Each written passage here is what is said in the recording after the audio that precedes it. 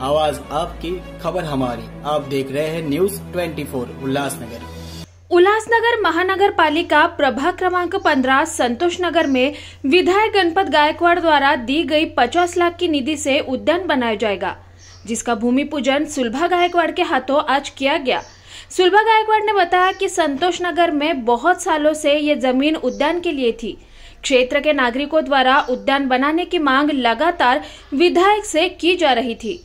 पूर्व मंडल अध्यक्ष नीलेश बोबड़े के अथक प्रयासों के चलते ये निधि प्राप्त हुई और आज विधायक की पत्नी सुलभा गायकवाड़ के हाथों भूमि पूजन भी किया गया।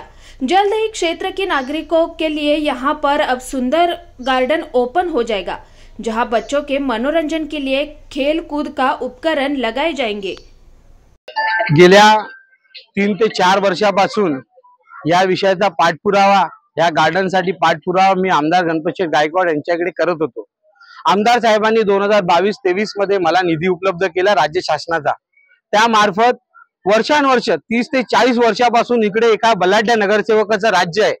त्या राज्यामध्ये त्यांच्याकडनं एक माझ्या गरीब जनतेसाठी कुठल्याही प्रकारचं गार्डन उपलब्ध करता आलं, पण मी एक मला दूधखोळा मुलगा समजणाऱ्या नेत्याचा मी सांगू इच्छितो की त्यांनी मला दूधखोळा समजला, पण माझ्या आमदारांनी मला निधी दिला आणि त्या निधीमधून माझ्या परिसरातल्या लोकांना ज्या गार्डनची अपेक्षा होती, बिल्डिंग मध्ये राहताना ते गार्डन उपलब्ध होतं, पण गोरगरीब जनतेला झोपडपट्टी सुद्धा गार्डन होईल ही अपेक्षा माझ्या जनतेच्या, माझ्या प्रत्येक मतदाराच्या मनात होती, पण ती बाहेर तो काढत नव्हता, कारण की या ठिकाणी भीतीचं एक वातावरण आहे।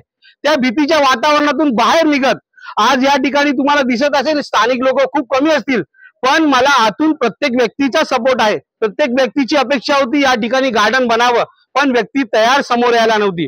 पण सुलभाताईंनी आज या ठिकाणी उद्घाटन केलंय आणि त्या उद्घाटनाच्या माध्यमातून लवकरात लवकर आम्ही एक गार्डन, सुंदर गार्डन या ठिकाणी उभं करू आणि तसेच मान्य गणपत गायकवाड़ यांनी मला दिलेल्या निधीचा पुरेपूर उपयोग करू आणि येणाऱ्या वेळात ह्याच्यापेक्षा मोठं कार्य आम्ही करू। जशी भाजपा पार्टी एक आरसा आहे विकासाचा, हा विकासा आरसा माझ्या संतोष नगर मध्ये आणि माझ्या पॅनल नंबर 15 मध्ये मी उपलब्ध करेल, कारण की पूर्ण देशात आज मोदीजींची लाट चालू आहे।